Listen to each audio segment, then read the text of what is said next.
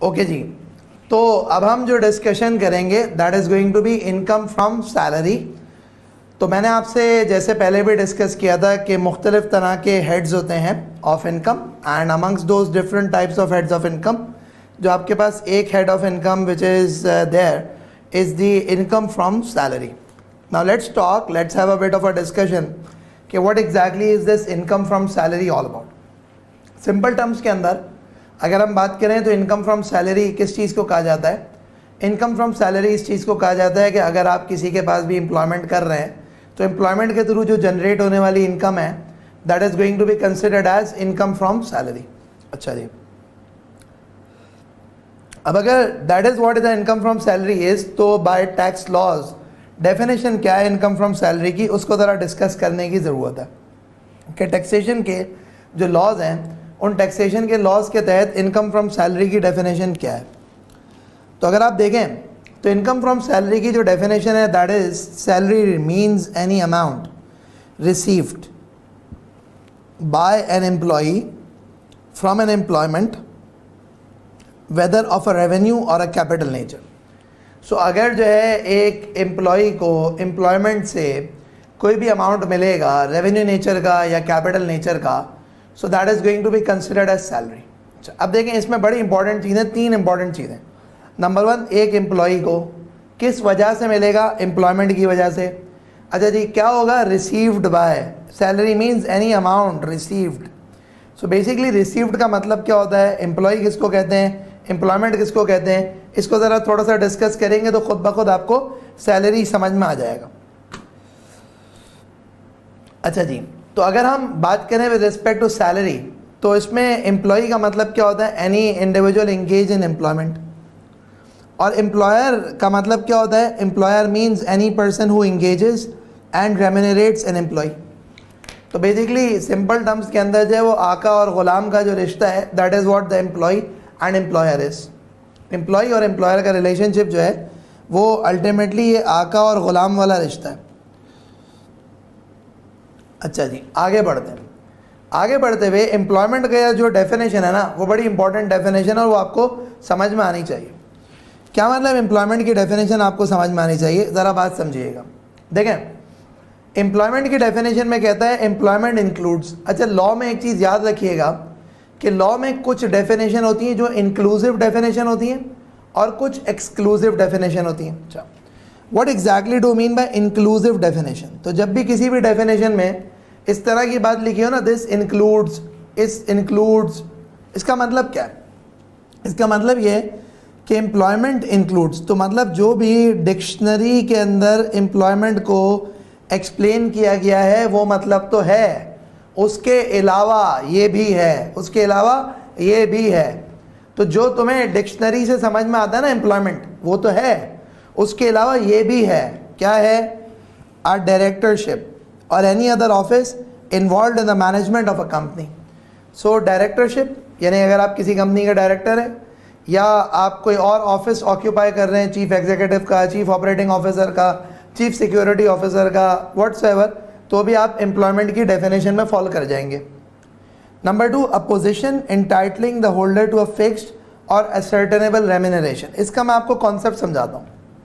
देखें, बहुत सारी कंपनीज क्या करती हैं, बहुत सारी कंपनीज करती है कुछ इस तरह से कि उनके पास जब कोई एम्प्लॉयज़ रिटायर हो जाते हैं तो रिटायर होने के बाद वो उनको हायर कर लेती है कॉन्ट्रैक्ट बेसिस पे। अच्छा,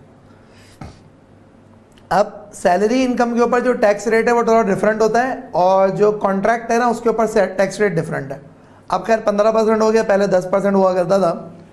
तो जैसे मिसाल है, आप एक कंपनी में लीगल ऑफिसर थे, आप एक एम्प्लॉय थे जो कि लीगल अफेयर्स को देखते थे, आप मैनेजर लीगल अफेयर्स थे, आप रिटायर हो गए। अच्छा जी, अब आपकी 60 ईयर्स की एज हो गई, रिटायर हो गए, कंपनी ने कहा यार आपका रिप्लेसमेंट को तैयार नहीं है, हम आपको 2 साल के कॉन्ट्रैक्ट पे रख लेते हैं। कॉन्ट्रैक्ट क्या है कि जी हम आपको मंथली 500,000 देंगे और एट द सेम टाइम आपने सुबह 9 बजे से लेके 5 बजे तक आना है, साल में आपकी इतनी छुट्टियाँ, सब कुछ सेम है जो कि पहले था, सिवाय इसके कि अब आपको पोस्ट एम्प्लॉयमेंट बेनिफिट नहीं मिल रहा, यानी ग्रेचुटी नहीं मिल रही, प्रोविडेंट फंड नहीं मिल रहा, पेंशन नहीं मिल रहा, इसके अलावा सब कुछ सेम है। अब मैक्सिमम जो टैक्स रेट का जो स्लैब है वो 30% है, 35% है, मुख्तलिफ वक्तों में चेंज होता रहता है। कंपनी ने क्या करा, कंपनी ने कहा जी आप हमारे कॉन्ट्रैक्चुअल एम्प्लॉय हैं, तो कंपनी आपका 10-15% जो भी एप्लीकेबल रेट है वो टैक्स काट के आपको जो है बाकी पैसे दे दिए, and you are not treated as an employee. बहुत सारी कंपनी ये वाला काम कर रही थी। अचानक से टैक्स अथॉरिटीज जागी और उन्होंने कहा यार एम्प्लॉयमेंट की डेफिनेशन तो पढ़ो कि टैक्स लॉ के अंदर एम्प्लॉयमेंट की डेफिनेशन क्या है। तो जब एम्प्लॉयमेंट की डेफिनेशन पढ़ी तो एम्प्लॉयमेंट की डेफिनेशन में ये बात लिखती है, position entitling the holder to a fixed और असर्टेनेबल रेम्यूनरेशन। अब आप सारे काम तो एम्प्लॉय जैसे कर रहे हो यार, आप सुबह 9 बजे आ रहे हो, आप शाम में 5 बजे जा रहे हो, अगर आपको फ्लेक्सिबल टाइमिंग मिल रही है तो 10 से 6 या 11 से 7 आप पूरा वो काम कर रहे हो जो एक एम्प्लॉय करता है। आपकी छुट्टियां भी उतनी, आपकी पेड लीव उतनी, आपकी कैजुअल लीव उतनी, आपकी सिक लीव, कैजुअल लीव सब कुछ सेम है। सिर्फ क्या नहीं है, प्रोविडेंट फंड नहीं है, सिर्फ क्या नहीं है, ग्रेचुइटी नहीं है, बाकी सब कुछ। तो ऐसे केस में भी आप एम्प्लॉयमेंट की डेफिनेशन में आ जाओगे, बिकॉज आपको फिक्स या सर्टेनेबल रेम्यूनरेशन मिल रहा है कि जी आपने आना है, इतनी इतनी देर बैठ के काम करने का आना है, मुस्तकिल बुनियाद पे, वेरिएबल नहीं मिल रही, आपको एक फिक्स बांध दी आपके पैसे। आखिरी चीज, द होल्डिंग और acting in any public office. तो जी इसका मतलब प्राइम मिनिस्टर ऑफ पाकिस्तान है, या जो पार्लियामेंटेरियंस हैं, या गवर्नमेंट ऑफ सिंध के एम्प्लॉयज़ हैं, गवर्नमेंट ऑफ पंजाब के एम्प्लॉयज़ हैं, वो भी तमाम के तमाम लोग एम्प्लॉयमेंट की डेफिनेशन में फॉलो कर जाएंगे। तो एम्प्लॉयमेंट का मतलब क्या होता है? एम्प्लॉयमेंट का मतलब ये होता है कि एम्प्लॉयमेंट इंक्लूड्स ये तमाम चीज़ें जो डेफिनेशन डिक्शनरी में वो तो है, उसके अलावा ये सब कुछ भी। अच्छा, अब देखें जो नेक्स्ट कॉन्सेप्ट है वो रिसीट ऑफ इनकम का कॉन्सेप्ट है। What exactly do mean bye receipt of income, मैं थोड़ा सा एक्सप्लेन कर देता हूँ। देखें, टैक्सेशन में हर इनकम का एक थोड़ा सा डिफरेंट बेसिस ऑफ टैक्सेबिलिटी है। क्या मतलब डिफरेंट बेसिस ऑफ टैक्सेबिलिटी है? मतलब ये है कि क्या इनकम जो है वो कैश बेसिस पे टैक्स होगी या इनकम एक्रूवल बेसिस पे टैक्स होगी, किस तरह से टैक्स होगी। तो अब एक चीज़ याद रखिएगा कि जिस तरह से एक टैक्स के अंदर जो है ना वो टैक्स चार्जेबिलिटी का कॉन्सेप्ट होता है, इसमें जो इनकम फ्रॉम सैलरी है वो इनकम फ्रॉम सैलरी ना तो कैश बेसिस पर टैक्स होती है, ना एक्रूवल बेसिस पर टैक्स होती है, बल्कि रिसीट बेसिस पर टैक्स होती है। Now what exactly do mean bye receipt basis, इसको मैं आपको थोड़ा सा एक्सप्लेन कर देता हूँ। देखिए, रिसीट का मतलब क्या होता है, सेक्शन 69 है इनकम टैक्स ऑर्डिनेंस का, जो कि रिसीट ऑफ इनकम को एक्सप्लेन करता है। कह रहे रिसीट ऑफ इनकम क्या होती है? Receipt of income is a person shall be treated as having received an amount, benefit or perquisite if it is actually received by person, यानी कि आपने उसको कैश दे दिया etc. applied on behalf of the person at the instruction of the person or under any law। मतलब मैं आपको example देता हूँ। आपकी कंपनी के अंदर सैलरी की जो पेमेंट डेट है वो लेट्स से कि 15th ऑफ द मंथ है। आपकी कंपनी में जो सैलरी की पेमेंट डेट है वो 15th ऑफ द मंथ है। और एक बात आपको ये पता है कि आपने किसी जगह पे फ्लैट की बुकिंग कराई हुई है, वहाँ पे फ्लैट की बुकिंग में आपको 5 तारीख को पैसे देने होते हैं और आपकी कंपनी आपको 15 तारीख को पैसे देती है। तो आपने कंपनी की मैनेजमेंट से रिक्वेस्ट किया कि यार मुझे सैलरी 15 को दे दिया करो, मुझे फला जगह पे 5 तारीख तक पैसे देने होते हैं, तो तुम मेरे ब्याह पे 5 तारीख को उनको मेरे ब्याह पे 40,000 रुपये पर मंथ दे दिया करो। अब ना what is actually gonna happen, company ने आपकी तनख्वाह में से पैसे काटे और काट के आपके ब्याह पे अप्लाई कर दिए, आपके ब्याह पे अप्लाई कर दिए। तो अगर आपके ब्याह पे अप्लाई कर दिए तो इसका मतलब ये है कि बेशक आपको नहीं मिले लेकिन आपकी रिसीट कहलाएगी। क्यों? क्योंकि अल्टीमेटली आपके ब्याह पे अप्लाई होगा। आखिरी चीज़, made available to the person. ऐसा हो सकता है कि हो कुछ इस तरह से कि जी जो है वो आपको ऐसा कुछ हो सकता है, मुझे दे दो, ऐसा हो सकता है कि आपके पास सिचुएशन ये है कि made available to the person का मतलब क्या होता है, मैं आपको समझाता हूँ। जी आपके लिए चेक रेडी है, कलेक्ट कर लें। आपने चेक कलेक्ट ही नहीं किया। अगर चेक रेडी आपने कलेक्ट ही नहीं किया तो पैसे तो आपके लिए अवेलेबल कर दिए ना जी, पैसे पड़े ले लो, आपने लिए नहीं। जी ये पे ऑर्डर है अपने पास डलवा ले, आपने डलवाया नहीं, पूरा महीना आपने गुजार दिया। So ultimately what happens is that कि salary is going to be considered as salary is going to be taxed on a receipt basis. मतलब क्या हो गया, या तो आपको पैसे मिल गए, या आपके बिहाफ पे अप्लाई कर दिए गए, या फिर they are made available to you, लेकिन उसको आपने नहीं लिया, अवेल किया, but they are made available to you, आपके लिए पड़े में, आप उठा लो, कल पे ऑर्डर उठा लो। सो कैश बेसिस पे नहीं है, एक्रूवल बेसिस पे नहीं है, किस बेसिस के ऊपर है भाई, सैलरी टैक्स्ड होगी किस बेसिस के ऊपर, रिसीट बेसिस पे। आगे बढ़ते हैं। अच्छा, ये यहां पे एक कॉन्सेप्ट है विच इज सर्कमस्टांसेस, जहां पे सैलरी टैक्स होगी ड्यू बेसिस पे। मैं आपको थोड़ा सा कॉन्सेप्ट समझाता हूं, क्या मतलब है ड्यू बेसिस का, जरा कॉन्सेप्ट समझना।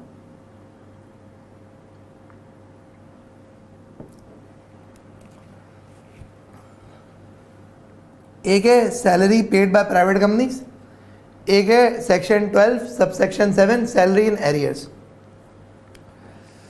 मतलब देखें, समझें बात को, वो ये है कि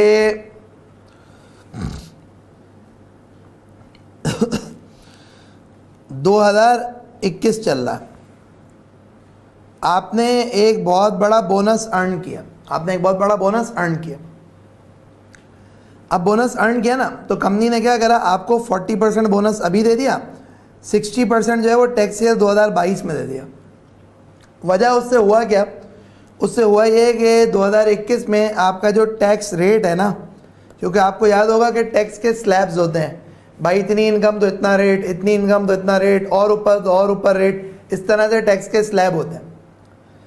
तो अब ना सिचुएशन ऐसी हुई कि आपको बोनस, बहुत बड़ा बोनस मिल रहा था, आपका टैक्स रेट बहुत ऊपर चले जाता। कंपनी ने जानबूझ के क्या किया, कंपनी ने जानबूझ के ये किया कि कंपनी ने आपके जो है वो बेसिकली बोनस थोड़ा यहाँ पे कर दिया, थोड़ा अगले साल में कर दिया, ताकि बहुत हाई रेट ऑफ टैक्स ना लगे। आप जहाँ पे 30% दे रहे थे, कंपनी ने आपको ऐसा कर दिया कि आप 20% दे दें। तो इनकम टैक्स ऑर्डिनेंस कहता है कि जी अगर कमिश्नर को ऐसा फील हो जाए, आई रिपीट, अगर कमिश्नर को ऐसा फील हो जाए कि ये जानबूझ के डेफर की गई है सैलरी, तो कमिश्नर ये कह सकता है कि भाईजान ये इस एम्प्लॉय को रिसीव हुए या नहीं हुए, हम इसको टैक्स कर देंगे ड्यू बेसिस में, हमारे हिसाब से 100% बोनस अभी टैक्स कर दो। जी कंपनी कह रही है कैश फ्लो के क्राइसिस नहीं है, कैश फ्लो के क्राइसिस हैं, पैसे बाद में देंगे।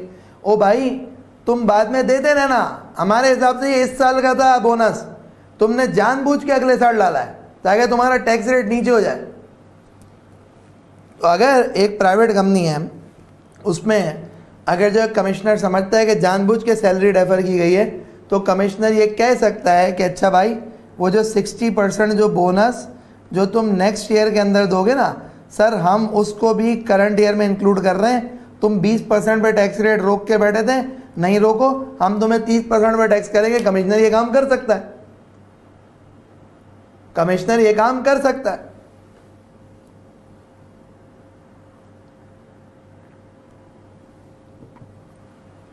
कमिश्नर ये काम कर सकता है।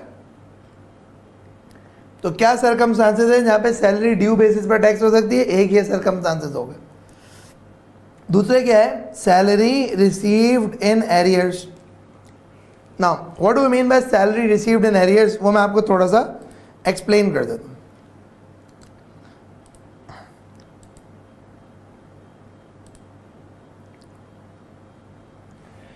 देखें, सैलरी रिसीव्ड इन एरियर्स का कॉन्सेप्ट जरा समझना। कहता है option for tax payer to elect salary to be taxed as if it was received in a relevant tax year. अब जैसे कोविड के दौर थे ना, बहुत सारे बिजनेसेस स्ट्रगल कर रहे थे, पैसे ही नहीं थे। क्या करें? तनख्वाहें देने के लिए पैसे नहीं है, किराया देने के लिए पैसे नहीं है, बिजली का बिल भरने के लिए पैसे नहीं है। जी क्या करें? अच्छा, अब आप मेरी कंपनी के एम्प्लॉई हैं। 2020 में मैंने आपको 8 मंथ की सैलरी दी और 2021 में मैंने आपको 12 महीने 21 के, 4 महीने 20 के, 16 मंथ्स की सैलरी दी। अब होगा क्या? होगा ये कि सैलरी टैक्स होती है रिसीट बेसिस पे, अब यहाँ पे 16 महीने की सैलरी के ऊपर टैक्स लगेगा तो ऑटोमेटिकली टैक्स रेट ऊपर चला जाएगा। यहाँ पे 8 महीने की सैलरी पे टैक्स लगेगा तो जो आपका टैक्स रेट है वो टैक्स रेट नीचे चला जाएगा। उसका एक ही रीज़न है कि मुझे यहाँ पे 4 महीने एरियर्स के मिले, मुझे यहाँ पे 4 महीने एरियर्स के मिले। तो अगर मुझे यहाँ पे 4 महीने एरियर के मिले तो अब मैं क्या करूँ, इसको किस तरीके से करूँ? तो भाई एक चीज़ याद रखिएगा, सैलरी जो कि रिसीव होती है इन एरियर्स, आई रिपीट, वो सैलरी जो कि रिसीव होती है इन एरियर्स, उसमें टैक्स पेयर के पास ऑप्शन होता है कि वो इलेक्ट कर ले कि सैलरी को ऐसे टैक्स किया जाए जैसे कि पिछले साल में मिल गई थी। यानी टैक्स पेयर क्या कर सकता है, कमिश्नर को लेटर लिख सकता है, रिक्वेस्ट कर सकता है, यार देखो बात सुनो, 2020 में हमारे ऊपर वो टैक्स रेट लगाओ, हमारी टैक्स लायबिलिटी वैसे कैलकुलेट करो ऐसे कि जैसे मुझे 12 महीने के पैसे मिले, और 2021 में भी भाई आपकी मेहरबानी है मेरे साथ ये कर लो कि मुझे 12 महीने के पैसे मिले, मुझे नहीं चाहिए 16 महीने के पैसे, मेरे 12 महीने के पैसों के हिसाब से टैक्स ले लो, 16 महीनों के हिसाब से टैक्स ना लो। तो कमिश्नर ये काम कर सकता है, वो आपकी ये रिक्वेस्ट को मान सकता है। तो अल्टीमेटली याद रखिएगा कि आप जब भी, मैं रिपीट करता हूँ कि आप जब भी सैलरी को टैक्स करेंगे तो वो रिसीट बेसिस पे होगी, लेकिन उसमें आपके पास एक तो ये कि कमिश्नर समझता है जानबूझ के आप खेल रहे हो, तो कमिश्नर कह सकता है भाई ड्यू बेसिस पे भी टैक्स होगा, यानी एक्रूवल बेसिस पे। और नंबर 2, तुम्हें एरियर्स में मिल रही है सैलरी, बाद में मिल रही है, तो उस पर भी तुम रिक्वेस्ट कर सकते हो, कमिश्नर तुम्हें अलाउ कर देगा। तो भाई ये तो कुछ बेसिक एक कॉन्सेप्ट हो गया जिसमें हमने शुरू में पढ़ा था, और उसी कॉन्सेप्ट की हमने डिस्कशन कर ली। Salary means any amount received by an employee from any employment, whether of a revenue or of a capital nature.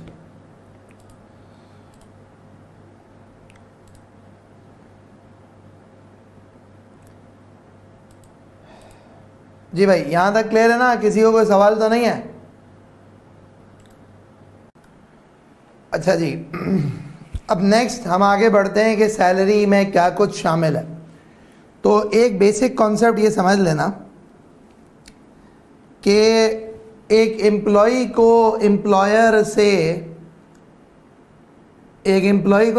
से बिकॉज ऑफ द एम्प्लॉयमेंट जो कुछ भी मिले, आइदर बिफोर और ड्यूरिंग या आफ्टर, बिफोर, ड्यूरिंग या आफ्टर एम्प्लॉयमेंट, एक employee को एम्प्लॉयर से जो भी मिले that is going to be considered as a salary. So basically क्या होगा कि एम्प्लॉयमेंट से पहले, एम्प्लॉयमेंट के दौरान या एम्प्लॉयमेंट के बाद। नाउ ये कुछ स्पेसिफिक चीज़ें यहाँ पे मैंने मेंशन की हुई हैं, which is remuneration, allowances, perquisites, amounts in addition to salary, post employment benefits, tax paid on salary, employee share scheme और रीइंबर्समेंट ऑफ पर्सनल एक्सपेंडिचर। अब हम करेंगे कुछ इस तरह से कि हम 1 बाय 1 इनको डिस्कस करते चले जाएंगे कि सारे के सारे मामलात एक्चुअली हैं क्या। तो सबसे पहले हम डिस्कशन करते हैं about the concept of remuneration. देखें, रेम्यूनरेशन के अंदर ये तमाम चीज़ें आ जाती हैं। क्या तमाम की तमाम चीज़ें आ जाती हैं जो आपके सामने लिखी हुई है कि जी pay, wages, other remuneration including leave pay, payment in lieu of leave, over time payment, bonus, commission, fee, gratuity और वर्किंग कंडीशन सप्लीमेंट। तो जनरली स्पीकिंग आपको आपका एम्प्लॉयर जो भी पैसे दे रहा होता है कि भाई ये पकड़ो, तुम जो है वो 50,000 रुपये महीना ले लेना, जी तुम जो है वो 1,500 रुपये पर डे ले लेना, जी तुम जो है वो 1,000 रुपये पर आवर ले लेना, एक्सेट्रा एक्सेट्रा, ये तमाम के तमाम पे, वेजेस की कैटेगरी में फॉल कर जाते हैं। लीव पे या payment in lieu of leave, तो बहुत सारी कंपनीज होती हैं, उसमें आपको ये होता है कि आपने कहा भाई मैं तो छुट्टी पे जा रहा हूँ, कंपनी कह रही है यार भाई छुट्टी पे नहीं जा, आपने कहा नहीं मेरी तो छुट्टी बनती है, मैं तो जाऊँगा। मैंने कहा यार काम कर ले, हम तुझे लीव इनकैशमेंट कर देंगे, हम तुझे लीव के अगेंस्ट पैसे दे देंगे। भाई तुम्हारी 30 दिन की छुट्टी बनती है, नॉर्मली तुम्हारी 30 दिन की सैलरी बनती है लेट्स से कि 2 लाख रुपए, हम तुम्हें जो है ना 2.5 लाख रुपए दे देंगे, भाई तू नहीं जा, सैलरी उस पर लीव पे नहीं जा, काम बहुत हर्जा हो जाएगा। तो ये क्या है, this is payment in lieu of leave. Over time payment, over time सबको पता है क्या होता है, bonus, commission, fees, gratuity, work condition supplements. देखें अब वर्क कंडीशन सप्लीमेंट्स ना बेशुमार तरह की चीज़ों की वजह से हो सकते हैं। एक तो ये कि जिस स्पेसिफिक एरिया में आप जा रहे हैं वो या तो हाई रिस्क एरिया है, या फिर जो है क्या बोलते हैं कि पुअर वर्किंग कंडीशंस हैं, बहुत सारी चीज़ें हो सकती हैं। जैसे पीपीएल है, ओजीडीसीएल है, एसएसजीसी है, इनके एम्प्लॉयज़ अक्सर और बेशतर जो है ना उनको डेप्यूट किया जाता है सुई के अंदर। तो ऑयल फील्ड्स है ना वहाँ पे सुई में, और गैस फील्ड्स भी हैं, तो इनके एम्प्लॉयज़ को अक्सर और बेहतर वहाँ पे डेप्यूट किया जाता है। तो अब एक तो रिस्क फैक्टर अलग है, और फिर उसके साथ साथ जो है वहाँ पे जाहिर सी बात है घरों से दूर रहना, और इतना आसानी से आना जाना नहीं हो सकता सुई से। सो उनको एडिशनल पैसे दिए जाते हैं वहाँ पे जाने के। तो जो वर्किंग कंडीशन सप्लीमेंट होता है वो भी रेम्यूनरेशन की कैटेगरी में ही फॉल कर जाता है। अगली बात है अलाउंसेस की। Now what exactly are allowances? So in addition to remuneration जो भी आपको पैसे मिलते हैं they are all gonna be considered as allowances. अब चाहे cost of living, rent, utility, education, entertainment etcetera etcetera etcetera, ये तमाम की तमाम चीज़ें अलाउंसेस की कैटेगरी में आती हैं। अच्छा क्या ये टैक्सेबल होता है? हाँ ये टैक्सेबल होता है। कोई एक्सेप्शन है? हाँ एक एक्सेप्शन है, वो ये है कि अगर आपको एज एन एम्प्लॉई कोई स्पेशल अलाउंस दिया जाए। क्या मतलब एज एन एम्प्लॉई को स्पेशल अलाउंस दिया जाए? मतलब ये है कि भाई आपको कहा गया यार एक काम करो, तुम जो है ना ये पकड़ो, दिन का तुम्हें हम $200 का अलाउंस देंगे, तुम जो है वो जा रहे हो इंडिया, तुम्हारा इसके अलावा जो है ना जो रहना सहना है वो हमारी तरफ से, लेकिन तुम $200 रोज़ का अलाउंस है तुम्हारा। चलो क्यों जा रहे हो भाई इंडिया? घूमने जा रहे हो? नहीं, कंपनी के लिए जा रहे हो ना। चलो अब पॉइंट इज के कंपनी ने रोज़ के हिसाब से आपको $200 दे दिए, 20 दिन के आपको $4000 दे दिए। इस $4000 में से आपका जो एक्सपेंडिचर हुआ, अगर थोड़ा बहुत कोई खाने पीने का एक्सेट्रा कुछ हुआ भी, तो वो कोई $1000 एक्सपेंडिचर हुआ, और आपके पास $3000 बचे हुए। तो क्या ये $3000 पर टैक्स होगा? The answer is no. क्या ये $3000 पर टैक्स होगा? The answer is no. So basically allowances सारे के सारे टैक्सेबल होते हैं सिवाय स्पेशल अलाउंस के जो कि एग्जेम्प्ट होता है। और स्पेशल अलाउंस क्या होता है? स्पेशल अलाउंस मैंने आपको कॉन्सेप्ट समझा दिया कि स्पेशल अलाउंस का मतलब ये होता है कि वो अलाउंस जो कि आपका कंपनी का कोई भी स्पेसिफिक काम करने के लिए अगर आप गए हुए हैं तो उस काम करने के लिए आपको जो अलाउंस दिया जाता है that is considered to be special allowance. उस काम करने के लिए जो आपको अलाउंस दिया जाता है that is considered to be special allowance.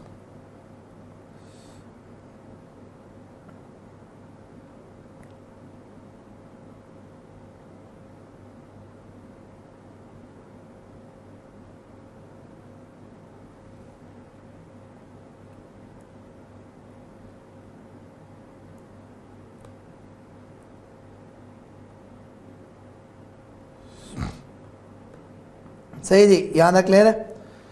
अच्छा अब आगे बढ़ते हैं, और आगे बढ़ते हुए मज़ीद चीज़ों को थोड़ा सा डिस्कस कर लेते हैं कि मज़ीद मामलात क्या क्या हैं और क्या क्या नहीं हैं।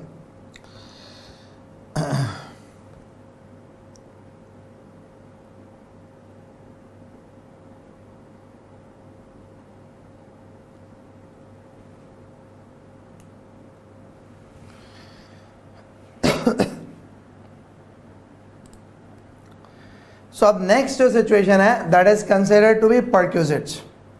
Now what exactly do mean by perquisites? तो परक्यूजिट्स का जो कॉन्सेप्ट होता है वो ये होता है कि आपको जो नॉन कैश बेनिफिट्स मिलते हैं that is considered to be perquisites. I repeat, आपको जो नॉन कैश बेनिफिट्स मिलते हैं वो non cash benefits is considered to be perquisites. क्या मतलब है नॉन कैश बेनिफिट का? उसकी तरफ थोड़ी सी डिस्कशन कर देते हैं। देखें आपको कंपनी बहुत सारे बेनिफिट दे सकती है, यहाँ पे लिखे हुए हैं। इस हर बेनिफिट की एक अलग तरीके से कैलकुलेशन है कि सैलरी के अंदर कितना अमाउंट इंक्लूड होगा और कितना अमाउंट इंक्लूड नहीं होगा। मैं रिपीट करता हूँ, इस हर परक्यूजिट की एक अलग कैलकुलेशन है कि सैलरी में कितना अमाउंट इंक्लूड होगा कितना नहीं होगा। लेकिन इन जनरल ज़रा देख लो, गाड़ी दे दी, घर दे दिया, आपके जो है वो उधार वापस कर दिए, माफ़ कर दिए, कोई प्रॉपर्टी दे दी, नौकर चाकर दे दिए, घर के बिजली के बिल, गैस के बिल, इंटरनेट के बिल ये दे दिए, ये सब कुछ बेनिफिट है ना, ये नॉन कैश बेनिफिट है।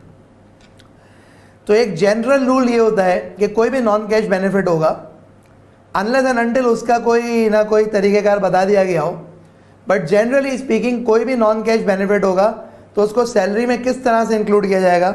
सो the amount to be included in salary is fair market value of benefit less the amount paid by employee. Fair market value of benefit less the amount paid by employee. क्या मतलब, ज़रा समझना।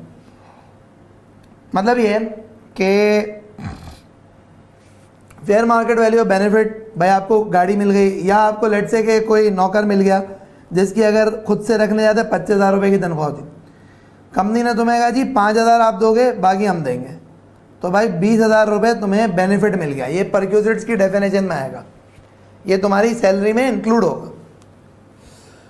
अच्छा अब ना ये जो परक्यूजिट्स हैं इसको वन बाय वन ज़रा डिस्कस करते हैं कि ये परक्यूजिट्स क्या क्या हैं और ये किस किस तरह से अल्टीमेटली जो है वो आपकी सैलरी में इंक्लूड किस किस तरह से होंगे। तो भाई सबसे पहला जो कॉन्सेप्ट है that is actually about the motor vehicle. Motor vehicle का कॉन्सेप्ट थोड़ा सा मैं डिस्कस कर देता हूँ। तो ये है कि एक कंपनी ने आपको गाड़ी दी ना, अब गाड़ी 3 मकासद के लिए दी जा सकती है। क्या 3 मकासद के लिए दी जा सकती है? एक मकसद हो सकता है बिजनेस, एक मकसद हो सकता है बिजनेस प्लस पर्सनल, और तीसरा मकसद हो सकता है पर्सनल। बड़ी पोजीशंस पे अक्सर और बेहतर ऐसा होता है कि 2 गाड़ियां दी जाती हैं, एक घर के लिए एक ऑफिस के लिए, कि जी सर आप जो ना वो आएंगे जाएंगे तो ये आपके लिए जो ना एक गाड़ी है और एक गाड़ी आपके घर वालों के लिए। 2 गाड़ियाँ होती हैं अक्सर और बेहतर, बड़ी पोजीशंस पे होता है यार, 2 गाड़ियाँ 3 गाड़ियाँ हो जाती हैं, बड़ी पोजीशंस पे होता है। खैर अब अगर देखा जाए तो मोटर व्हीकल एक बेनिफिट है ना यार, गाड़ी दे दी आपको, तो इस मोटर व्हीकल से रिलेटेड कितना अमाउंट सैलरी में इंक्लूड होगा उसकी ज़रा थोड़ी सी बात कर लेते हैं। यहाँ पे मैं लिख रहा हूँ 10%, यहाँ पे मैं लिख रहा हूँ 5%, यहाँ पे मैं लिख रहा हूँ 0%। क्या मतलब 0%, क्या मतलब 5%, क्या मतलब 10%? तो भाई बिजनेस के लिए अगर गाड़ी दी गई है, प्योरली बिजनेस के लिए, जी कंपनी के लिए घूमते फिरते हो और कोई अपना पर्सनल काम नहीं करते, तो उसमें सैलरी में कुछ भी इंक्लूड नहीं होगा। ये कोई परक्यूजिट नहीं है, ये कंपनी ने गाड़ी दी है खुद के लिए दी है, हमारे लिए नहीं दी है। नंबर 2, कंपनी ने गाड़ी दी है जी, इस गाड़ी में आप ऑफिस भी आएंगे, इस गाड़ी में आप घर भी जाएंगे, घर वालों को घुमाने भी लेके जाएंगे, ये गाड़ी आपके लिए भी है, ये गाड़ी हमारे कामों के लिए भी है, आपके अपने पर्सनल कामों के लिए भी है। ये गाड़ी क्या हो जाएगी? बिजनेस प्लस पर्सनल, इसका 5% इंक्लूड होगा सैलरी में। किसका 5%? वो अमाउंट बताता हूँ मैं। नंबर 3, कंपनी ने गाड़ी दे दी जी, ये आपके लिए, घर वालों के लिए, ये आपकी बेगम साहिबा के लिए, ये आपके लिए। जी मैं क्या करूँ, गाड़ी को ऑफिस आएँ ऑफिस जाएँ, ऑफिस के कोई कामों के लिए मिलने मिलाने जाएँ। अच्छा जी, तो इसका मतलब सर ये तो बिजनेस हो गई ना। हाँ, और दूसरी गाड़ी क्या करूँ, घर पे रखें, आपके बीवी बच्चे घूमें फिरें, ऐश करें, याशी करें, आप हमारी कंपनी के चीफ एग्जीक्यूटिव हैं सर, हमने आपको एक गाड़ी दे दी है। तो मुफ्ता कुछ नहीं होता, सैलरी में इंक्लूड होगा, बेनिफिट दिया है। अच्छा कितना अमाउंट इंक्लूड होगा? 5% of the cost to the employer for acquiring the motor vehicle. Cost, जो भी कॉस्ट, या फिर fair market value of the motor vehicle at the commencement of the lease if motor vehicle is taken on lease by employer. और 99% cases में ऐसा होता है कि कंपनीज क्या करती हैं, गाड़ियाँ लीज पे खरीदती हैं। कंपनी गाड़ी लेती है लीज पे, जी लीज करवा ली गाड़ी, एम्प्लॉय को उठा के दे दी।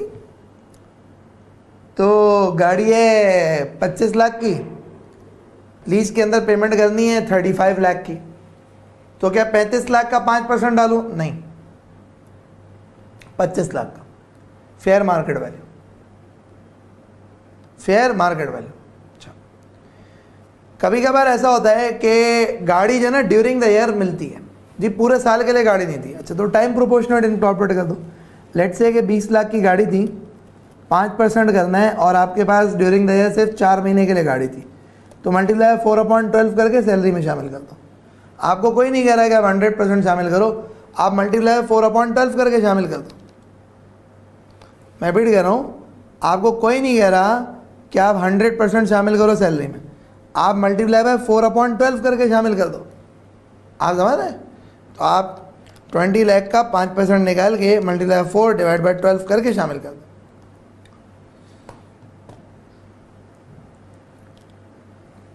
यहाँ तक क्लियर हो गया? तो नंबर 1 पॉइंट है कि जी गाड़ी मिली है तो उसका क्या होगा, उसका अमाउंट इंक्लूड होगा सैलरी में। कितना इंक्लूड होगा, ये हो जाएगा आपका।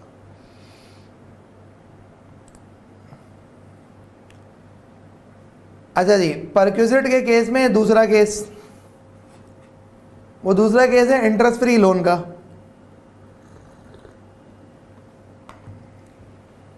वो इंटरेस्ट फ्री लोन क्या होते हैं उसकी जरा थोड़ी सी बात करते हैं।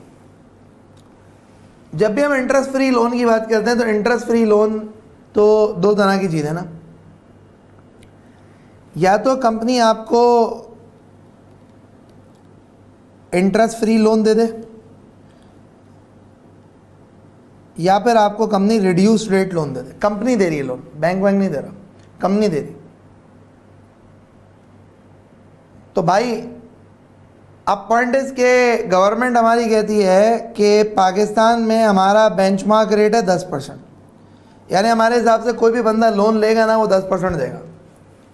तो अगर फॉर एग्जांपल तुम्हें कंपनी ने 20 लाख का लोन दे दिया है तो मल्टीप्लाई बाय 10% उसका होता है 2 लाख रुपए तुम्हारी सैलरी में शामिल होंगे हर साल, जब तक कि तुम लोन रीपे नहीं करते, या टाइम प्रोपोर्शनेट, या फिर जो है वो लोन अमाउंट जितना भी बनता है उसका 10% तुम्हारी सैलरी में शामिल होगा।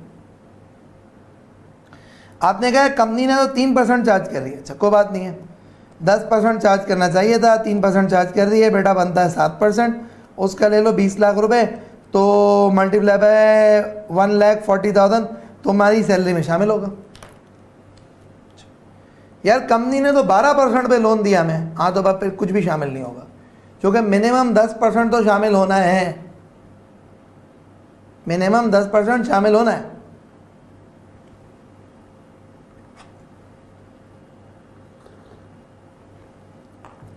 आपने कहा जी आज मार्केट में बैंक से लोन लेने जाऊं ना तो बैंक से लोन मुझे 8% का मिलता है, मेरी कंपनी ने 6% का दिया। टैक्स अथॉरिटीज कहेंगी बात सुन, हमारा बेंचमार्क रेट 10% है, 8% होगा तो होगा, हम 10% माइनस 6% 4% तेरी सैलरी में डालेंगे। तो बेंचमार्क रेट 10% है, उस बेंचमार्क रेट में से जो भी रिड्यूस रेट लोन होगा डिफरेंस माइनस हो गया, आपकी सैलरी में इंक्लूड हो जाएगा उसका इंटरेस्ट, टाइम प्रोपोर्शनेट बेसिस पे। ऑब्वियसली 6 महीने तो 6 महीने, 3 महीने तो 3 महीने, 2 महीने तो 2 महीने। इसमें एक एक्सेप्शन है, वो ये है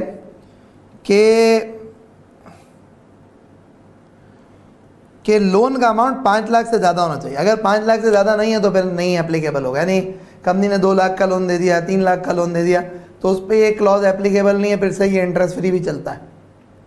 लेकिन अगर 5 लाख से ज़्यादा इंटरेस्ट फ्री लोन दिया है तो फिर नहीं चलता, फिर उस केस के अंदर कहानी तब्दील हो जाएगी, फिर तुम्हारे सैलरी में जो लोन का अमाउंट है उसके ऊपर इंटरेस्ट इंक्लूड होगा।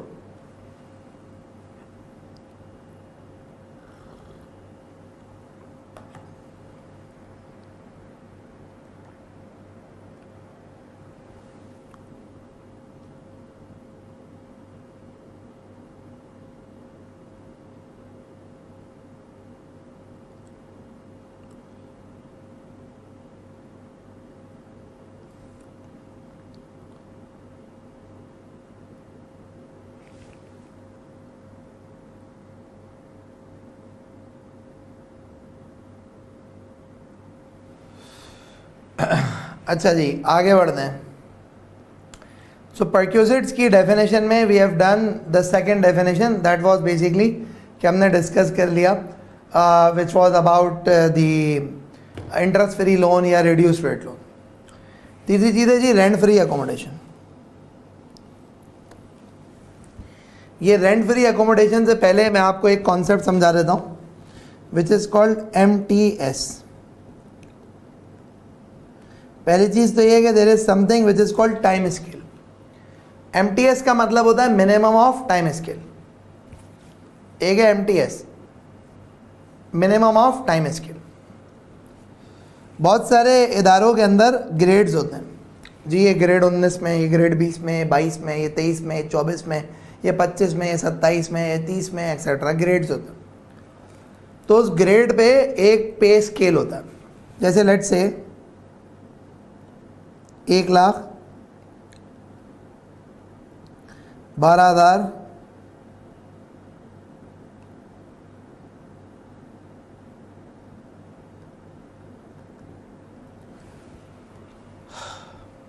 ये कहलाता है टाइम स्केल।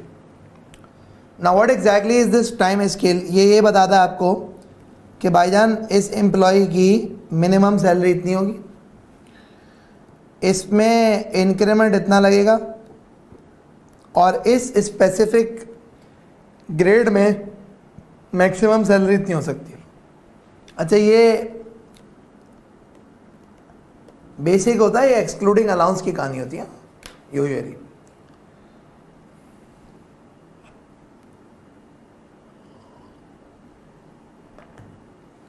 अब बात समझिएगा जरा।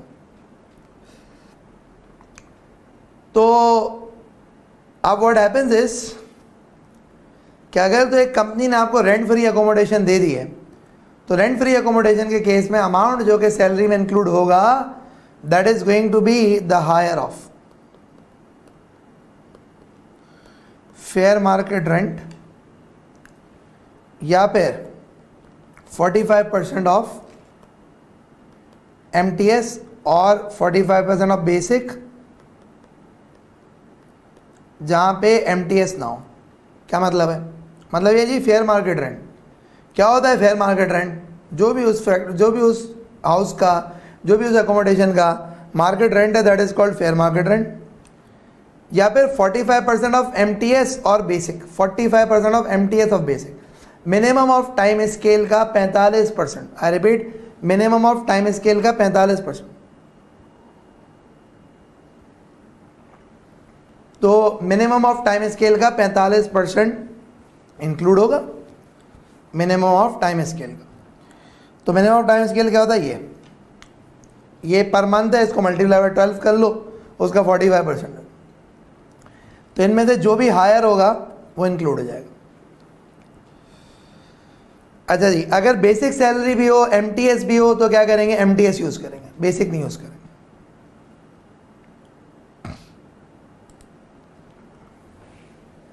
अच्छा जी, इसके साथ साथ जो है ये कुछ और परक्यूजिट्स हैं जिनकी थोड़ी सी डिस्कशन कर लेते हैं इन जनरल। और वो परक्यूजिट्स क्या हैं? Amount waived of by employer. Loan दिया आपको जी, 6 लाख रुपए का लोन दिया, माफ़ कर दिया, का छोड़ यार नहीं दे, तो माफ़ कर दिया ना, तो ये क्या है? अल्टीमेटली बेनिफिट है ना, ये बेनिफिट को सैलरी में इंक्लूड करो। जी आप एज एन एम्प्लॉय हैं, आपने किसी बैंक से लोन ले लिया, आप लोन नहीं अदा कर पा रहे, बैंक वालों ने आपकी जान को अदाब कर दिया, आपकी परफॉर्मेंस ख़राब से ख़राब होती जा रही है। कंपनी के HR ने बोला भाई क्या हुआ है, काउंसलिंग करी, थोड़ा सा एवेल्यूशन करा, अप्रेजल करा, पूछा पाछा, पता लगा आप परेशान हो, आप लोन रीपे नहीं कर पा रहे।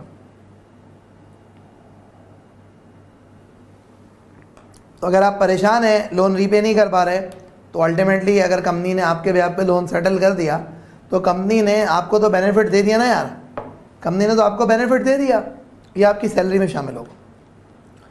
कोई प्रॉपर्टी का मतलब ये नहीं ज़मीनें ट्रांसफ़र हो गई, कुछ भी प्रॉपर्टी दे दी, कोई एसेट दे दिया छोटा मोटा। डोमेस्टिक सर्वेंट, खानसामे, ड्राइवर, चौकीदार, जो भी आपको मिल रहे हैं, again fair market value less the amount contributed bye you, net amount include होगा। यूटिलिटीज़, एनी अदर परचेज, इसके अलावा कुछ भी दे दे कंपनी, वो तमाम का तमाम तुम्हारी सैलरी में इंक्लूड होगा। आई रिपीट, कुछ भी दे दे, सब कुछ तुम्हारी सैलरी में इंक्लूड होगा।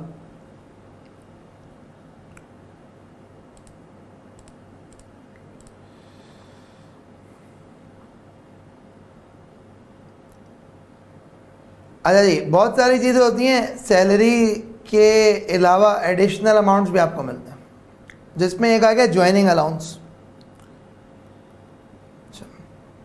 अभी मेसी मूव हुआ है from Barcelona to PSG, Paris Saints में। तो उन्होंने PSG वालों ने उसको ज्वाइनिंग अलाउंस दिया है, पता नहीं कितने मिलियन यूरोज़ का ज्वाइनिंग अलाउंस दिया है। तो अगर इतने मिलियन यूरो का उसको ज्वाइनिंग अलाउंस दिया है, तो वो क्या है कि कभी कभार कोई एम्प्लॉय आप अपनी कंपनी में ज्वाइन करवा रहे हो, तो उसको हाई प्रोफाइल एम्प्लॉय होता है, एक थोड़ा सा वैल्यूएबल एम्प्लॉय होता है, तो आपकी कोशिश क्या होती है, आपकी कोशिश ये होती है कि आप उसको क्या करो, आप उसको जो है ना इनकरेज करो, आप उसको पैसे दो। तो that is comes as joining allowance. Number 2, modification to employment conditions. अब व्हाट हैपेंस इज दैट कि एक एम्प्लॉय है आपके पास 9 to 3 काम करता था, आपने कहा आप तो 9 to 5 काम कर लो, उसने कहा भाई मैं 9 to 5 काम कर लूँ, आपने कहा पैसे बढ़ा देंगे, चलो दैट इज ओके, बट भाई मैं दूसरी जगह काम कर रहा हूँ, मैं नहीं छोड़ सकता वहाँ पे, 4 बजे मेरी कहीं और रिपोर्टिंग होती है, मैं 4 से 8 बजे तक किसी और जगह पे काम करता हूँ। यार तुम एक काम करो, ये पकड़ो 20 लाख रुपए, ये पकड़ो 30 लाख रुपए, तुम वहाँ से काम छोड़ दो, बाकी जो एडिशनल तुम्हारी रेम्यूनरेशन बनेगी, ये 2 घंटे एक्स्ट्रा देने की वो हम कंपनसेट करेंगे, तुम 5 बजे तक हमारे पास बैठो। तो ये क्या हो जाएगा, modification to employment conditions. Termination benefits, termination payment, इसके ऊपर अभी आते हैं कि जैसे ये गोल्डन हैंडशेक की स्कीम होती है, या फिर एक और चीज़ होती है जिसको सेवरेंस पे वगैरह कहते हैं, तो तमाम की तमाम चीज़ें भी टर्मिनेशन पेमेंट्स में आ जाती हैं। उसको हम ज़रा देखते हैं, डिस्कस करते हैं। Withdrawal from provident funds, payment for restrictive covenant. जी आप कंपनी छोड़ के जाएंगे ना,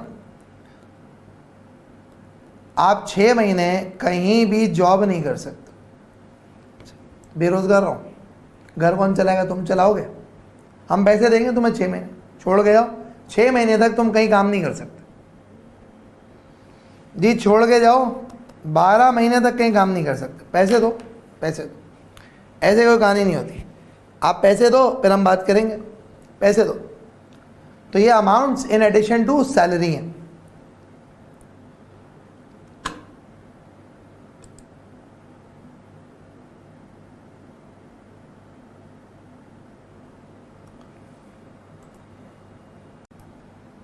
ओके जी, नेक्स्ट एस्पेक्ट जो है that is considered to be termination benefits.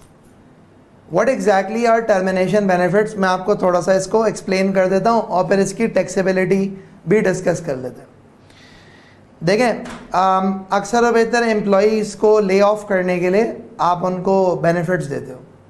क्या मतलब ले ऑफ करने के लिए बेनिफिट्स देते हो, जैसे कि एक ज़माने में हमारे इधर पाकिस्तान में जब नवाज़ शरीफ की हुकूमत थी 1990s में, तो बहुत सारे जो बैंक्स थे, बहुत सारे जो इंस्टीट्यूशंस थे, उनको प्राइवेटाइज़ किया था। तो प्राइवेटाइज़ करते हुए एक्सेसिव एम्प्लॉयज़ फारिग करे थे, क्योंकि इस दौरान जो है ना वो पॉलिटिकल रिक्रूटमेंट बहुत थी कि जिसकी हुकूमत आई ना नेशनलाइजेशन के बाद उसने अपने अपने बंदे भरे, तो मतलब बहुत ज़्यादा कचरा भरा हुआ था, इनएफिशिएंट इदारे थे, कोई ख़रीदता ही नहीं उनको। खैर अल्टीमेटली हुआ ये कि इन्होंने गोल्डन हैंडशेक स्कीम्स ऑफ़र करी कि लाइक इस तरह से स्कीम थी कि अगर किसी की तनख्वाह शायद 40,000 रुपये हो, तो उसको डिपेंडिंग अपॉन कब वो रिटायर होगा, उसको 10-10 लाख रुपए का वन टाइम बेनिफिट दिया जा रहा था कि यार तुम ले लो और तुम जाओ। तो अर्ली रिटायरमेंट एक सॉर्ट ऑफ इंड्यूस करी थी ये गोल्डन हैंडशेक स्कीम्स ऑफ़र करके। अच्छा, इसी तरीके से एक और आजकल कॉन्सेप्ट चला विच is called voluntary separation scheme. जब के इलेक्ट्रिक को अबराज ने टेक ओवर किया, तो अबराज ने VSS लॉन्च किया। आई थिंक 4,000 एम्प्लॉयज़ थे जिनको VSS ऑफ़र किया था। तो एक शदीद किस्म का हंगामा आ रही थी पूरे कराची के अंदर, जगह जगह इन्होंने हड़तालें कर दी थी। तो वहाँ पे भी ऐसे ही था, मतलब कि 25-30 हज़ार रुपये वालों को 8-8 लाख 9-9 लाख रुपए ऑफ़र किए जा रहे थे कि भाई पैसे लो और जाओ। खैर, तो ये तो कुछ और चीज़ें। और एक और I am not too sure, मैंने खुद PCB की रिपोर्ट नहीं पढ़ी है, but I heard somebody saying that Inzamam ul Haq जब पाकिस्तान का कैप्टन था, so he was a very authoritative captain, और PCB उससे तंग आ गई थी, क्योंकि इंज़माम की जो मर्ज़ी होती थी उसको खिलाता था, इंज़माम की मर्ज़ी नहीं होती थी उसको नहीं खिलाता था। तो इंजी भाई को हटाने के लिए जो है PCB ने भी उसको एक लॉलीपॉप दिया। I think it was general Tauqeer Zia या शहरियार थे, तो what who so ever that was, तो एक ठीक ठाक किस्म का एनजी भाई को शायद 2-3 करोड़ रुपए का पैकेज दिया था, उसके ऊपर वो गए थे, रिटायरमेंट ली थी उन्होंने। खैर, तो टर्मिनेशन बेनिफिट्स का मतलब यही है कि एम्प्लॉयमेंट टर्मिनेट करते वक्त अगर कोई पैसे मिल जाए तो that is called termination benefits. अब मैं आपके सामने ये सैलरी का टैक्स रेट का जो कार्ड है वो खोल रहा हूँ। फॉर एग्जाम्पल, आप एक एम्प्लॉई हैं और बीइंग एन एम्प्लॉई आपकी जो सैलरी है वो आपकी सैलरी 50 लाख है, यानी इस स्लैब में फॉलो कर दी। लेट्स से आपकी सैलरी 48 लाख है। अब 48 लाख की सैलरी है और उसके ऊपर जो भी आपका टैक्स बनता है 3,70,000 प्लस ये ना, तो आपका जो टैक्स बनता है वो 3.7 प्लस 48 माइनस 35 इंटू 20%, तो 13 लाख का 20% ये प्लस 3.7, तो जी 6,30,000 का आपका टैक्स बनता है। सही। अब क्या हुआ जी, आपको गोल्डन हैंडशेक स्कीम ऑफर की गई और उस गोल्डन हैंडशेक स्कीम के अंदर आपको 1 करोड़ ऑफर किए गए, इसका मतलब 100 लाख आपको ऑफर किए गए। तो अगर 100 लाख आपको ऑफर किए गए तो ऑटोमेटिकली आपकी सैलरी 48 लाख थी, वो 48 लाख से बढ़ के इस साल 148 लाख हो जाएगी। अगर ये 148 लाख हो जाएगी आपकी सैलरी, तो आप कहाँ पे फॉल करेंगे? आपका ये आ गया 1 करोड़ 20 लाख से लेके 3 करोड़ तक, आप यहाँ पे फॉल करेंगे, यहाँ पे फॉल करेंगे। इसका मतलब 23,45,000 प्लस 27.5% मल्टीप्लाई है आपका जो है 1480 माइनस 1200, तो देखते हैं कितना बनता है।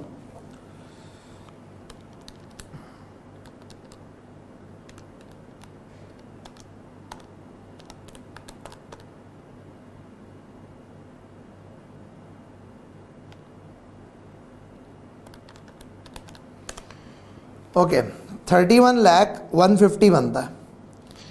अगर मैं 31,150 का एवरेज रेट निकालूं तो 31.15 डिवाइड बाय 148 ये एवरेज रेट बन जाता है 21%। अच्छा जी, पहले आपका एवरेज रेट कितना बन रहा था? अगर आप जो है ना 6,30,000 है डिवाइड बाय 48 लाख, तो आपका पहले जो एवरेज रेट बन रहा था वो कितना था? 6.3 डिवाइड बाय 48, इट वॉज 13.125%। अब देखें, थिंक अबाउट इट, आप एम्प्लॉई हो, आपकी एम्प्लॉयमेंट हो रही है ख़त्म, फारिग किया जा रहा है, अभी आपकी ज़िंदगी में रिटायर होने की एज तक पहुंचने में 10 साल बाकी हैं। 50 साल की एज पे हो, 50 साल की एज पे आपको रिटायर किया जा रहा है और आपको 1 करोड़ रुपए दे के फारिग किया जा रहा है। अब हुआ कुछ तरीके से, आपने कहा यार मैं तो उल्टा नुकसान में हूँ, मेरा तो एवरेज रेट ऑफ टैक्स बनता था 13%, ये तो पैसे मिलने के बाद मैं तो 21 साढ़े 21% में आगे खड़ा हो गया। कहाँ मैं 6 साढ़े 6 लाख में छूट जाता और यहाँ पे अब मैं 31.5 लाख दे रहा हूँ, तो 31,15,000 दे रहा हूँ मैं। 31 माइनस 0.15 माइनस 6.3, तो जो 1 करोड़ मिल रहे हैं उसमें से 24.5 लाख तो टैक्स में जा रहे हैं, तो नेट तो 75 लाख बचे, मैं तो नुकसान में हूँ।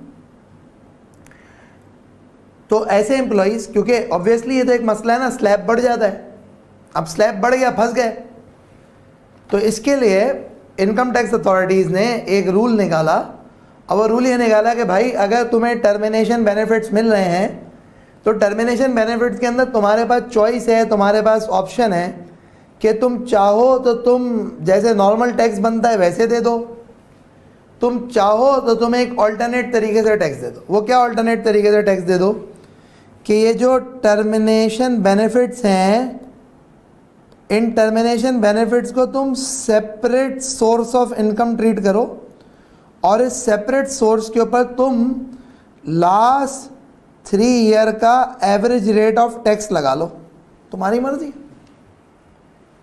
आपने कहा हाँ, ये बात करी ना, यानी कि अगर मैं नॉर्मली देखूं तो मुझे 31.15 लाख का टैक्स देना पड़ रहा है, और अगर मेरा पिछले 3 सालों का एवरेज रेट ऑफ टैक्स 12% था तो मुझे बेसिकली 6,30,000 तो करंट उस पर टैक्स देना है। अभी ये मैंने पीछे कैलकुलेशन करी, उसको ही रेफ़र करूँ, प्लस 100 लाख पे 12% देना है, तो इसका मतलब 12 लाख, यानी कि 18.3 लाख में मेरी जान छूट जाएगी एज कंपेयर टू कि मैं 31.25 लाख रुपए टैक्स दूँ, 31,15,000 रुपये का टैक्स दूँ। तो आप क्या करोगे, आप ये 18-18.5 लाख में जान छुड़ा लोगे अपने। सो बेसिकली अगर आपको टर्मिनेशन बेनिफिट्स मिलते हैं तो आपके पास as a tax payer choice है कि आप अपने जो टर्मिनेशन बेनिफिट्स हैं उनके ऊपर लास्ट 3 इयर्स के एवरेज रेट ऑफ टैक्स पे कर दो। अगर आपको बेहतर लगता है तो, नहीं लगता तो करंट ईयर में ऐड करके पे कर दो, खत्म करो, जान छोड़ो।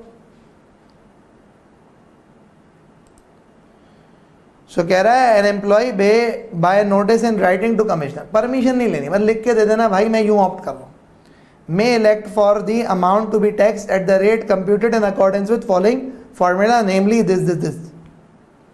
ए में क्या है, is the total tax paid और payable by employee on the taxable income for the 3 preceding tax year, पिछले 3 सालों का। अच्छा, जब भी मैं सालों की बात कर रहा हूं तो मैं टैक्स ईयर की बात कर रहा हूं। B is the employee is total taxable income for the 3 preceding tax year, तो एवरेज रेट ऑफ टैक्स लगा लो। ये एक एग्जांपल है आपके सामने, इसको सॉल्व कर लेते। कह रहा है MFD limited paid a sum of 500,000 under golden handshake scheme to mister X in addition to the taxable salary of 1.6 million. तो 1.6 मिलियन की टैक्सेबल सैलरी थी और 5 लाख का आपको बोनस मिल गया। मैं देख लूँ, सही है। The past 3 years assessed tax results are as under. कहता है mister X is interested to know the options available to him for taxation of golden handshake scheme. क्या होगा देखते हैं ज़रा। 3 सालों की टैक्स लायबिलिटी बनती है इतनी, 3 सालों की टोटल इनकम बनती है इतनी, तो एवरेज रेट ऑफ टैक्स देखोगे तो 339,500 डिवाइड बाय 3450,000।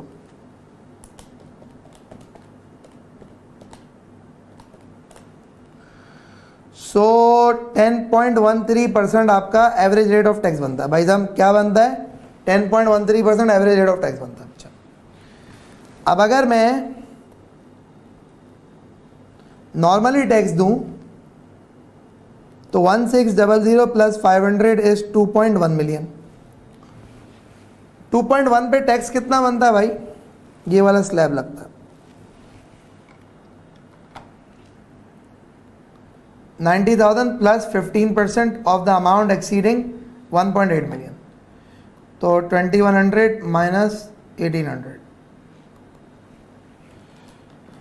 3 लाख का 15% इज 45,000 प्लस 90,000, 1,35,000 रुपये का टैक्स बनता है। सही है। अगर यही चीज़ इस टर्मिनेशन बेनिफिट को सेपरेटली कर दें तो क्या होता है, तो 16 लाख पे जो आपका टैक्स बनेगा वो कितना बनेगा, वो फिर आपका स्लैब रेट हो जाएगा ये वाला, जिसमें होगा 30,000 प्लस 10%,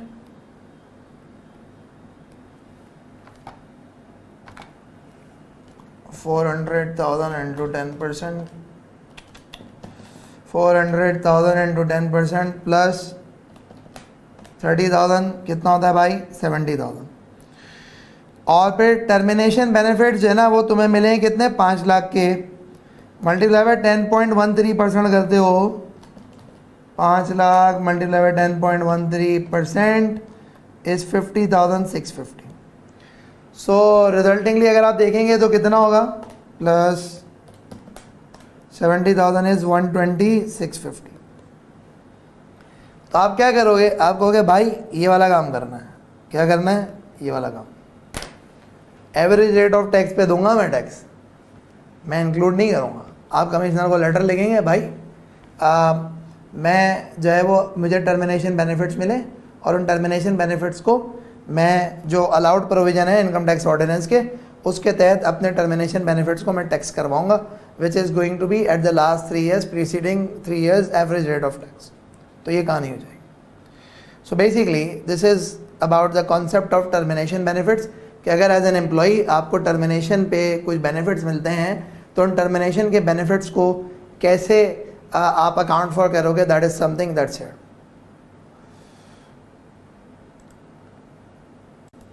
अब जो नेक्स्ट हम डिस्कशन कर रहे हैं that is about post employment benefits. So let's talk about these post employment benefits कि यार ये क्या होते हैं, इनको थोड़ा सा डिस्कस करते हैं. तो पोस्ट एम्प्लॉयमेंट बेनिफिट्स में मुख्तलिफ तरह के पोस्ट एम्प्लॉयमेंट बेनिफिट्स होते हैं. That includes the pension, that includes provident fund, that includes gratuity fund, और भी बेशुमार तरह के होते हैं post employment benefits. Majorly concept यही होता है कि वो बेनिफिट्स जो कि एक एम्प्लॉयर एम्प्लॉई को देता है आफ्टर द रिटायरमेंट, या फिर रिटायरमेंट से जुड़े हुए जो बेनिफिट्स होते हैं वो सारे के सारे पोस्ट एम्प्लॉयमेंट बेनिफिट्स कहलाते हैं. जैसे प्रोविडेंट फंड है वो अक्सर और बेहतर during the course of employment भी आप विड्रॉ कर सकते हैं और आपको इजाज़त होती है. इवन प्रोविडेंट फंड के अगेंस्ट आप लोन भी ले सकते हैं. ये सारे फैक्टर्स होते हैं. तो you can actually obtain loan, you can withdraw the provident funds, बहुत सारी चीज़ें आप कर सकते हैं. तो ये कुछ मुख्तलिफ तरह के बेनिफिट्स हैं. अब इसमें बेसिकली कुछ रूल्स हैं with respect to the taxability of these post employment benefits. उनको हम वन बाय वन डिस्कस करते हैं. तो देखें, अगर एक एम्प्लॉई को पेंशन मिलती है, अगर एक एम्प्लॉई को पेंशन मिलती है तो उस केस के अंदर बेसिक रूल ये है कि पेंशन एग्जेम्प्ट है. बेसिक रूल ये है कि भाई पेंशन एग्जेम्प्ट है. क्या सबकी पेंशन एग्जेम्प्ट है? तो उसमें कुछ स्पेसिफिक चीज़ें वो मैं आपको शेयर कर देता हूँ. कहता है pension receive by citizen of Pakistan. बड़ा important point, citizen of Pakistan, resident of Pakistan नहीं, सिटीजन ऑफ पाकिस्तान. तुम पाकिस्तानी सिटीजन हो, यूएस में रह रहे हो, तुम्हें पाकिस्तान से पेंशन मिल रही है, वो एग्जेम्प्ट है पाकिस्तान में. From the former employer shall be exempt from tax except where person continues to work for same employer and associate of the employer. जी आप रिटायर हो गए, रिटायर होने के बाद पेंशन शुरू हो गई, कंपनी ने आपको एज अ कंसल्टेंट रख लिया. अच्छा, अगर कंपनी ने आपको एज अ कंसल्टेंट रख लिया तो एज अ कंसल्टेंट रखने के बाद होगा क्या? तो अगर कंपनी ने आपको एज अ कंसल्टेंट रख लिया तो एज अ कंसल्टेंट रखने के बाद भाई साहब होगा ये कि अल्टीमेटली जो है वो अब आपकी पेंशन एग्जेम्प्ट नहीं होगी, क्योंकि you are continuously working for that employer किसी और कैपेसिटी में, but you are working for that. या फिर आपने उसकी किसी सब्सिडरी कंपनी में, किसी एसोसिएट में, किसी जॉइंट वेंचर में आपने जो ना वहाँ पे जॉब करना शुरू कर दी तो भी आपकी पेंशन एग्जेम्प्ट नहीं होगी. एक बात. नंबर 2, अगर एक आदमी को एक से ज़्यादा पेंशन मिलती है तो exemption shall only apply to higher of such pension. 2 pension मिलनी है जी. आपने यूनिलीवर से भी रिटायरमेंट ले ली, आपने नोवार्टिस से भी रिटायरमेंट ले ली, अब आप जीएसके में काम कर रहे हैं. यूनिलीवर से पेंशन मिलती है, नोवार्टिस से पेंशन मिलती है. जी यूनिलीवर से पेंशन मिल रही है महीने की 2 लाख रुपए, नोवार्टिस से पेंशन मिल रही है महीने की 2,10,000 रुपये. ये एग्जेम्प्ट हो जाएगी, ये वाली टैक्सेबल हो जाएगी. मज़े नहीं लगे आ रहा, दोनों नहीं एग्जेम्प्ट होंगी भाई, एक एग्जेम्प्ट होगी, एक टैक्सेबल होगी. कुछ और रूल्स भी हैं, उस पर भी आते हैं. अभी तक जितने रूल पढ़े उसमें ये कि पेंशन एग्जेम्प्ट है, एक बात. नंबर 2 पॉइंट ये है कि पेंशन के एग्जेम्प्ट होने के साथ साथ जो है वो आपके पास दूसरी चीज़ को इस तरीके से कि आप जो है वो एक और चीज़ ये करेंगे कि आप जो है वो लाइक एक तो पेंशन एग्जेम्प्ट है, पेंशन एग्जेम्प्ट होने के साथ साथ जो है अगर 2 मिल रही हैं तो हायर वाली एग्जेम्प्ट होगी. Number 3, pension received in respect of services rendered by a member of armed forces of Pakistan और फेडरल गवर्नमेंट और provincial government is exempt from tax. तो आर्मी के आदमी हो, प्रोविंशियल गवर्नमेंट के आदमी हो, फेडरल गवर्नमेंट के आदमी हो, तुम्हें पेंशन एग्जेम्प्ट. कह रहा for persons over 60 years of age all such pensions are exempt irrespective of the above mentioned condition. ऊपर जितनी कंडीशन है ना सब भूल जाओ. अगर तो you are more than 60 years of age, अब 2 पेंशन आ रही हो, 3 पेंशन आ रही हो, एग्जेम्प्ट है.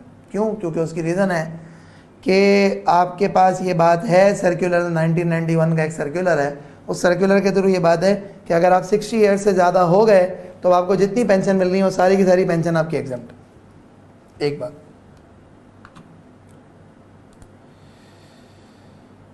नंबर 2, पोस्ट एम्प्लॉयमेंट बेनिफिट में ग्रेचुइटी आती है. ग्रेचुइटी क्या होती है? एक लमसम पेमेंट होती है.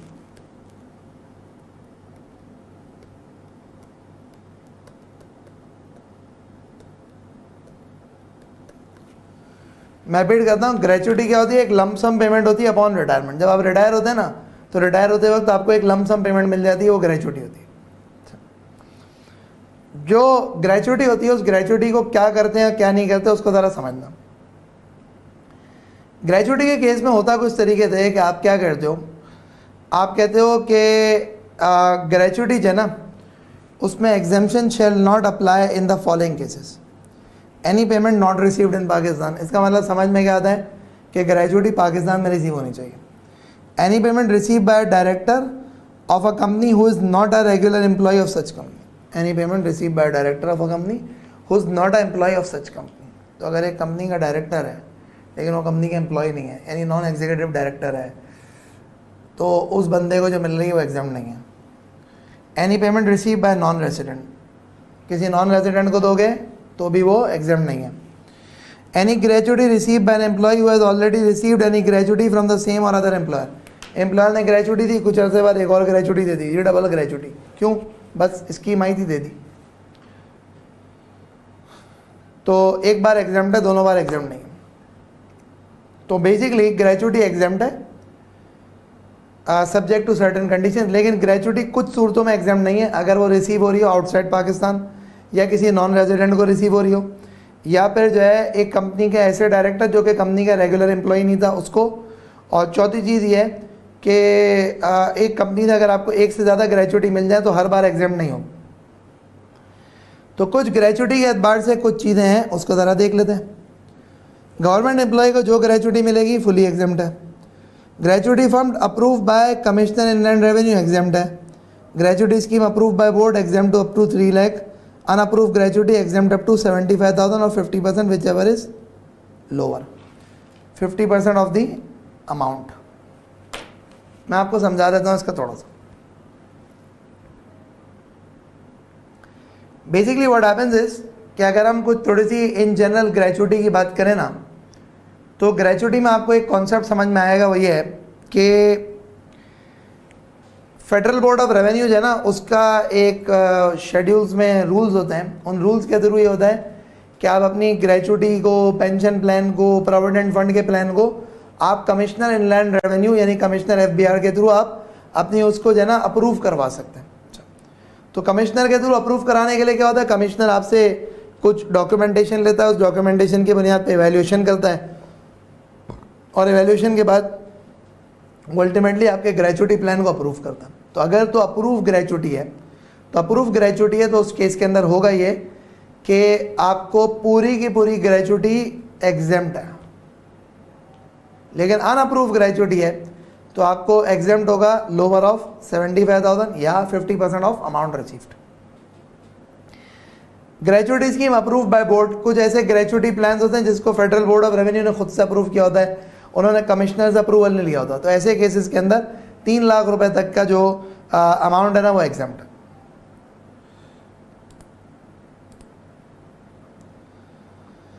अच्छा जी, एक और चीज रह गई विच इज कॉल्ड पेंशन। एक और चीज रह गई which is called pension.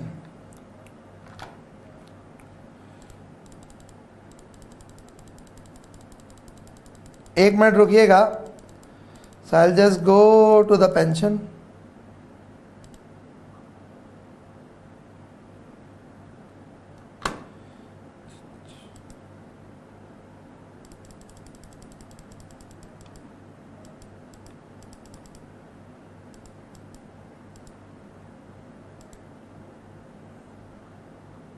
Sorry, pension तो हो गया, प्रोविडेंट फंड रह गया, सॉरी।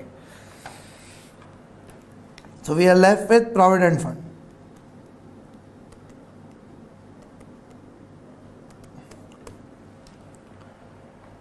प्रोविडेंट फंड के बाद से थोड़ी सी डिस्कशन जरूरी है। प्रोविडेंट फंड में क्या एग्जेम्पशन है, क्या एग्जेम्पशन नहीं है। तो 3 तरह के प्रोविडेंट फंड है, government fund, recognise provident fund और अनरिकग्नाइज प्रोविडेंट फंड। ये रिकग्नाइज अनरिकग्नाइज क्या है? जैसे अभी ग्रेचुटी की बात करी ना, कि एक ग्रेचुटी स्कीम जो कि कमिश्नर इनलैंड रेवेन्यू ने अप्रूव कर दी वो रिकग्नाइज है, वो अप्रूव फंड है, और एक जो नहीं अप्रूव करा वो अनअप्रूव फंड है। Same goes for the gratuity scheme also, के gratuity recognise gratuity plan, sorry recognise provident fund, unrecognise provident fund means कि आप अप्लाई करते हो कमिश्नर इनलैंड रेवेन्यू को, अप्रूव कर दिया उसने तो अप्रूव फंड है, नहीं अप्रूव करा तो अनअप्रूव फंड है। अब देखें, बात सुनिएगा, इधर कुछ इवेंट्स एक्सप्लेन्ड है, वो इवेंट्स मैं आपको थोड़ा सा समझा देता हूँ, चारों इवेंट्स को। Employees contribution, employers contribution, interest credited during the year और payment of accumulated एब्सेंसेस।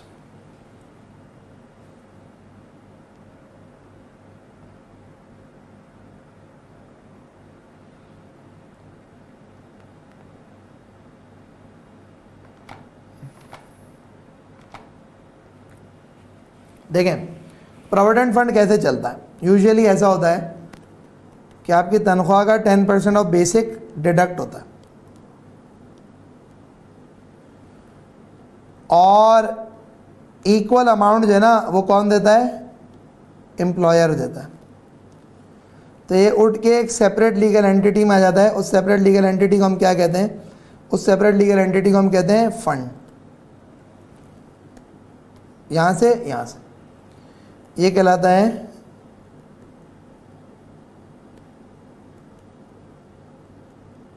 Employ contribution,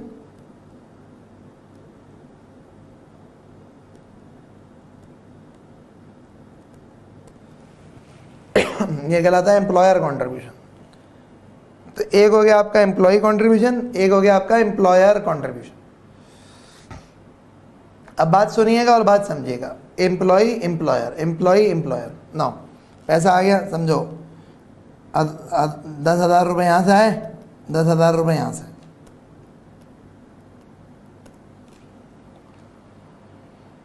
तो 4 इवेंट्स लिखे ना, employee contribution, employer contribution plus interest credited during the year. ये पैसा, ये प्रोविडेंट फंड क्या करता है, ये इधर उधर इन्वेस्ट कर देता है।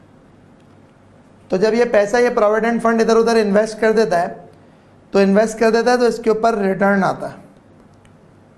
तो तीसरा इवेंट क्या हो गया, वो रिटर्न 1 2 3।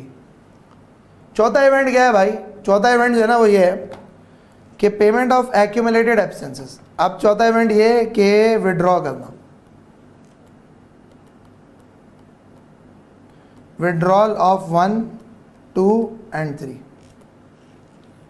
ये कौन सा इवेंट है भाई साहब, ये है 4th इवेंट। सही है। अब बात सुनिएगा और बात समझिएगा, इनकी ट्रीटमेंट क्या होगी समझो। कह रहा है एम्प्लॉय की कंट्रीब्यूशन की no treatment, no treatment, no treatment हर सूरत में। क्या मतलब हुआ इसका, इसका मतलब ये है यार मेरी तनख्वाह है 3 लाख रुपए, उसमें से 30,000 रुपये प्रोविडेंट फंड का कंट्रीब्यूशन डिडक्ट हो रहा है और वो फंड में जा रहा है। मेरी तनख्वाह कितनी हुई, 3 लाख। मुझे टैक्स कितने पे लगेगा, 3 लाख पे। तो अब क्या दोबारा टैक्स अथॉरिटी को उस पर टैक्स लगाने की ज़रूरत है, नो। सो नो ट्रीटमेंट, कोई टैक्सेशन के एतबार से प्रोविडेंट फंड में एम्प्लॉय कंट्रीब्यूशन की ट्रीटमेंट नहीं है, क्योंकि वो ऑलरेडी टैक्स्ड हो चुका होता है एम्प्लॉय की सैलरी में। एक बार एम्प्लॉयर कंट्रीब्यूशन, गवर्नमेंट के केस में सब कुछ एग्जेम्प्ट है, इसलिए भूल जाओ। रिकग्नाइज प्रोविडेंट फंड में एम्प्लॉयर जो तुम्हारे बिहाफ पे, एम्प्लॉयर तुम्हारे बिहाफ पे नहीं, एम्प्लॉयर जो कंट्रीब्यूशन देगा तुम्हारे लिए, उसमें लिमिट है कि एम्प्लॉयर्स ईयरली कंट्रीब्यूशन इज 150,000 और 1/10 of the basic salary plus dearness allowance which ever is lower. इसका मतलब क्या हुआ, कंट्रीब्यूशन है कितने का जी, 6 लाख रुपए का। अच्छा, 1/3 of basic plus dearness allowance, ये जो बनता है वो लेट से बनता है 2.5 लाख रुपए और एक्चुअल लिमिट है 1.5 लाख रुपए।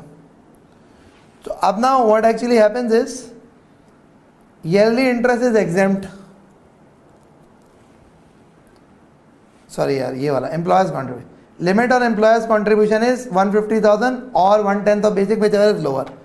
इन तीनों में, इनमें से लोअर अमाउंट कौन सा है, ये वाला। सो अल्टीमेटली होगा क्या कि ये और ये माइनस करके आता है कितना बेटा, 4.5 लाख रुपए तुम्हारी टैक्स लायबिलिटी में शामिल हो जाएगा। 4.5 लाख रुपए किस में शामिल हो जाएगा, तुम्हारी टैक्स लायबिलिटी में शामिल हो जाएगा।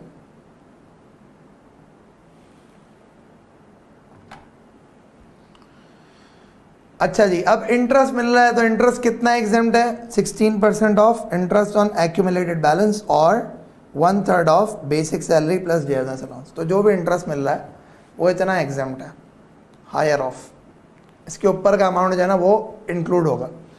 यानी कि इंटरेस्ट मिल गया लेट से 90,000 रुपये, और 16% के हिसाब से जो बनता है ना वो 70,000 रुपये बनता है, और 1/3 वाला जो सिचुएशन बनता है वो 72,000 बनता है। तो अब बेटा ये 18,000 रुपये तुम्हारी सैलरी में शामिल होगा, ये 18,000 रुपये आपकी सैलरी में शामिल होगा।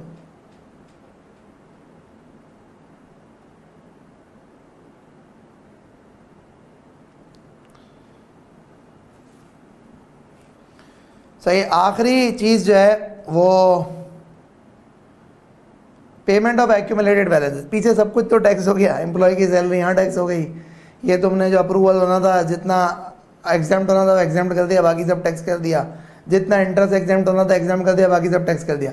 अब जब एम्प्लॉय निकालेगा अपने पैसे, एम्प्लॉयर ने जो दिए वो पैसे, इंटरेस्ट, तो यार ये तीनों पे तो टैक्स की इम्प्लीकेशन या एग्जाम्पशन लग चुकी ना। अब कुछ नहीं होगा ना यार। लेकिन अगर अनरिकग्नाइज फंड है यानी फंड अप्रूव नहीं हुआ, तो जो निकालेगा उस सब कुछ के ऊपर जो है ना वो टैक्स लगेगा सिवाय इस पैसे के। ओनली एम्प्लॉयर्स कॉन्ट्रीब्यूशन ये an interest is taxable in the year of receipt, ये टैक्सेबल होगा in the year of receipt. तो भाई देख लें, समझ में आता है जी, देख लें समझ में आता है।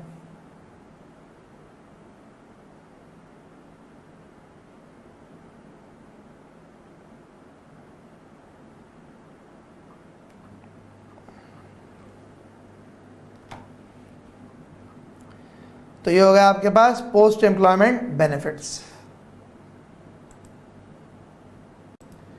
कभी कभार एक कंपनी बड़ी पोजीशन पे एम्प्लॉय को हायर करती है, तो उसमें एम्प्लॉयज़ कहते हैं कि भाई हम टैक्स नहीं, हमारा टैक्स नहीं डिडक्ट होना चाहिए।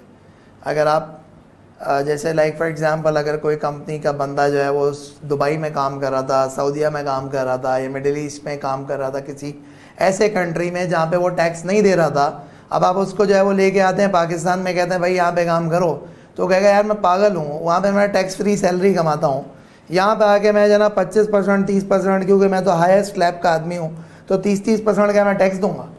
आप अगर मुझे बुलाना चाह रहे हैं तो इतने एक्स अमाउंट लूँगा, प्लस टैक्स मेरा आप दोगे, मैं नहीं दूंगा। अब एक चीज़ समझिएगा कि अगर तुम एक कंपनी के एम्प्लॉई हो और वो कंपनी तुम्हारी सैलरी का टैक्स भी अपने पास से भर रही है, तो ये जो बेनिफिट कंपनी तुम्हें दे रही है this is termed as tax on tax. ये जो कंपनी आपको बेनिफिट दे रही है ये क्या कहलाता है? Tax on tax. अब ये बेनिफिट टैक्स ऑन टैक्स कहलाता है, तो ये टैक्स ऑन टैक्स क्या होगा? ये आपकी इनकम फ्रॉम सैलरी में इंक्लूड होगा, ये बेनिफिट है। कैसे इंक्लूड होगा तो उसकी जरा देखते हैं।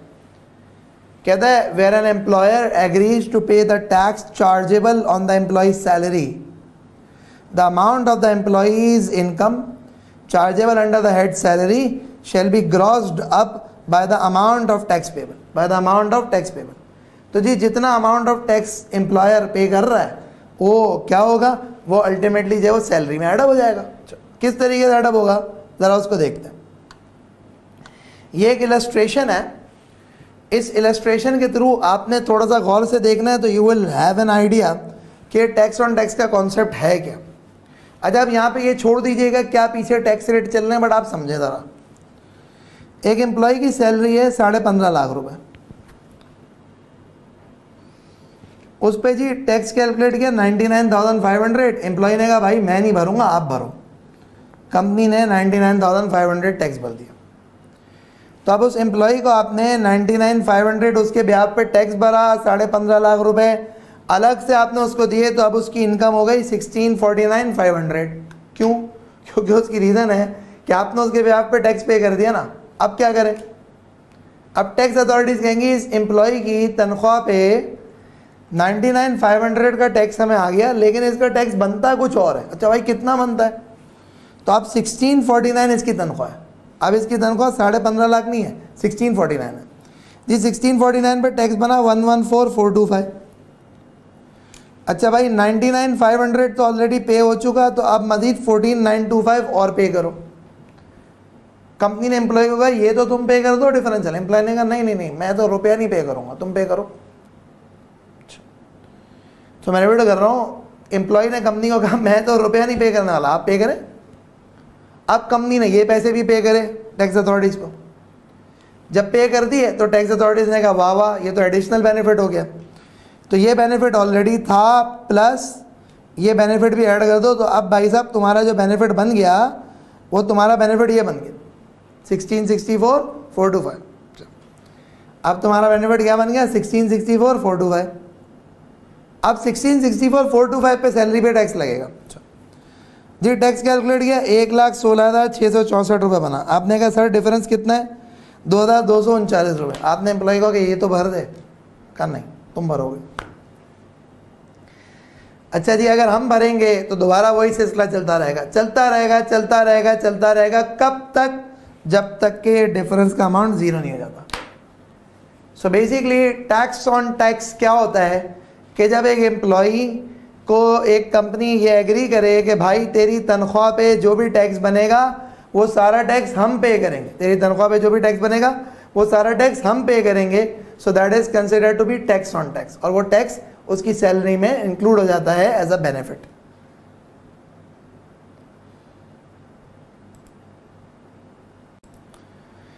अच्छा जी अब हम कॉन्सेप्ट डिस्कस करते हैं अबाउट एम्प्लॉय शेयर स्कीम।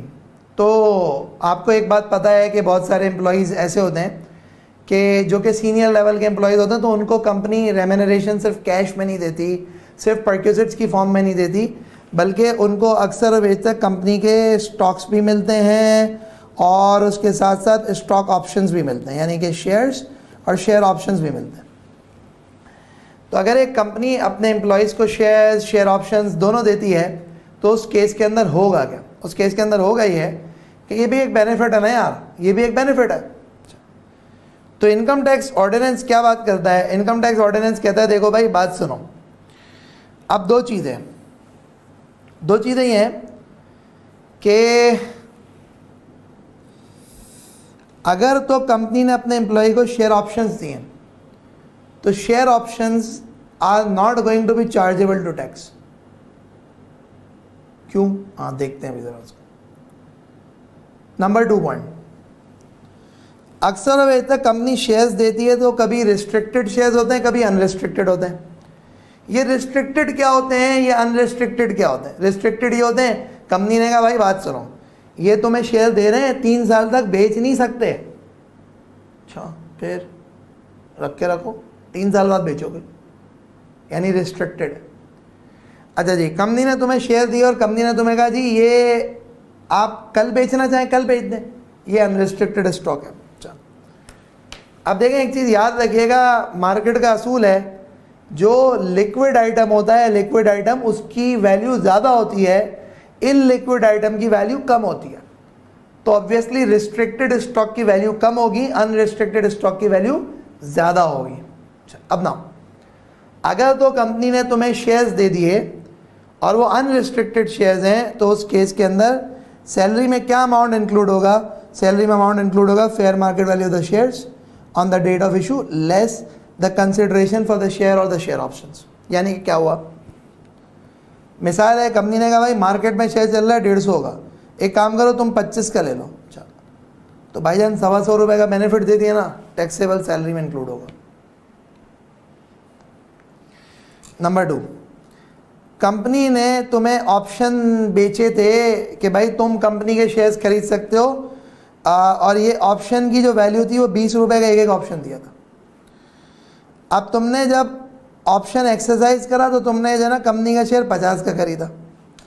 अब सिचुएशन ऐसी है भाई मार्केट वैल्यू कंपनी के शेयर की है 200 रुपये, तुमने ऑप्शन पे दिए 20 रुपये, तुमने एक्सरसाइज करा 50 रुपये का, तो रिजल्टिंगली 200 रुपये का शेयर मिला, 20 रुपये एक दिए, 50 रुपये एक दिए, 130 रुपये बेनिफिट है, सैलरी में इंक्लूड होगा। 130 रुपये बेनिफिट है, सैलरी में इंक्लूड होगा। सही है। तो रिस्ट्रिक्टेड और अनरिस्ट्रिक्टेड शेयर पे आ रहे हैं हम, लेकिन अनरिस्ट्रिक्टेड को आपने समझ लिया। अब सर रिस्ट्रिक्टेड शेयर समझिएगा। रिस्ट्रिक्टेड शेयर में क्या कहता है? रिस्ट्रिक्टेड शेयर में कहता है कि अगर तो रिस्ट्रिक्टेड स्टॉक है ना तो उसमें भी कैलकुलेशन यूँ ही होगी, लेकिन फेयर मार्केट वैल्यू किस डेट की यूज़ होगी उसको समझना। Amount chargeable to tax upon the earlier of the time the employee has a free right to transfer or the time employee disposes of the shares, and in this case fair market value of the earlier of date when restrict to transfer expires, disposal date, etc. etc. मतलब क्या हुआ, मैं employee हूँ, मेरे पास restricted shares हैं, 3 साल का time period है, मुझे बहुत शदीद पैसों की ज़रूरत थी। मैंने किसी बंदे को कहा भाई एक बात सुन, एग्रीमेंट कर ले मुझसे, मैं तुझे दे रहा हूँ लेकिन ये शेयर एक्सरसाइजेबल नहीं है 3 साल से पहले। तो आपने लेट से कि 1 साल बाद ही उस बंदे को बेच दी, तो अब आपकी सैलरी में जब आपने ये बेच दिया ना, क्योंकि ये अर्लियर डेट है, तो इस डेट को आपकी सैलरी में बेनिफिट इंक्लूड हो जाएगा। किस वैल्यू पे? इस डेट पे जो शेयर की वैल्यू है वो वैल्यू माइनस जितने पैसे तुमने दिए वो। तो employee stock option scheme, employee share option scheme में क्या होगा कि जो भी बेनिफिट होगा अल्टीमेटली वो बेनिफिट सैलरी में इंक्लूड होगा। कैसे? Fair market value of the share minus जो पैसे तुमने दिए शेयर्स के खरीदने में, शेयर ऑप्शंस के लिए जो भी दिए, वो सब कुछ माइनस होकर नेट अमाउंट इंक्लूड हो जाएगा।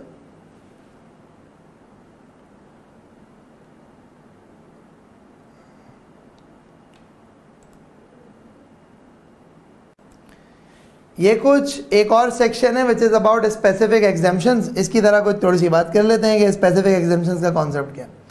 ये कुछ एग्जाम्पशंस हैं जो कि स्पेसिफिकली डिफाइंड हैं कि एक एम्प्लॉयर अपने एम्प्लॉय को during the course of employment कुछ ऐसे बेनिफिट्स देता है जो कि एम्प्लॉयमेंट की वजह से होते हैं, तो वो जनरली एग्जम्प्ट है। क्या मतलब है?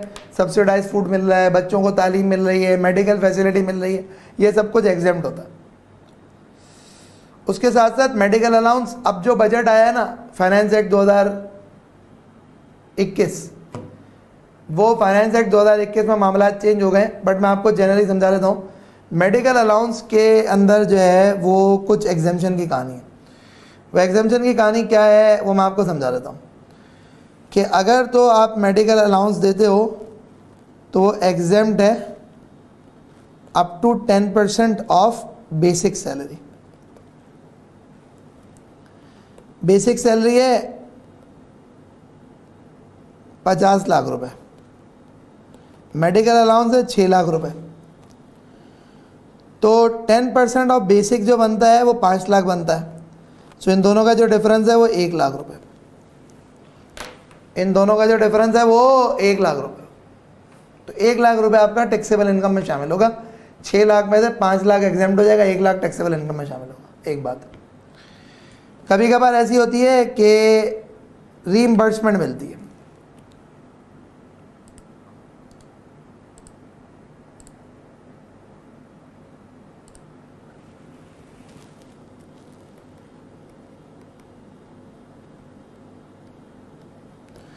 रीइंबर्समेंट होती है of medical expenses.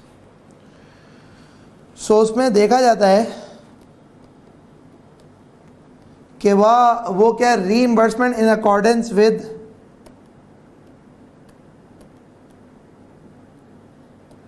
Terms of employment है,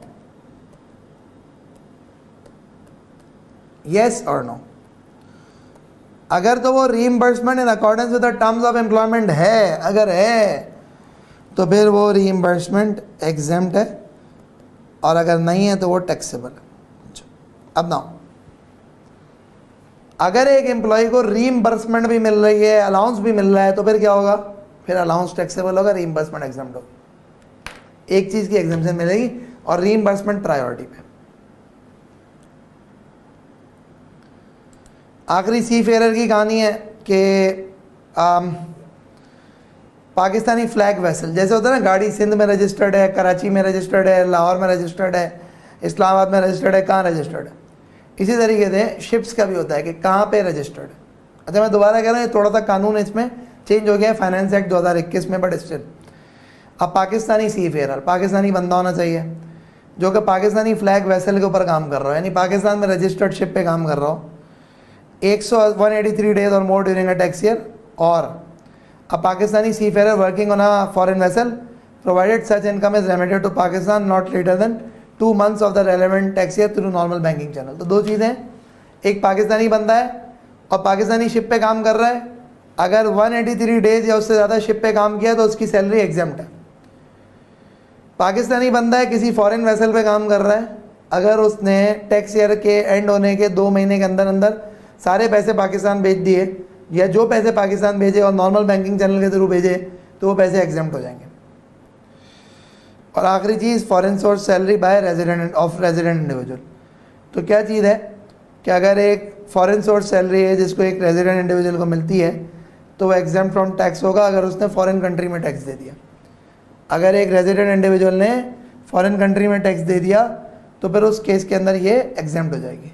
foreign source salary receive by resident individual in a foreign country is going to be exempt. तो भाई that's it about the income from salary. Income from salary के जितने rules और थे वो सब कुछ हमने कवर अप कर लिए।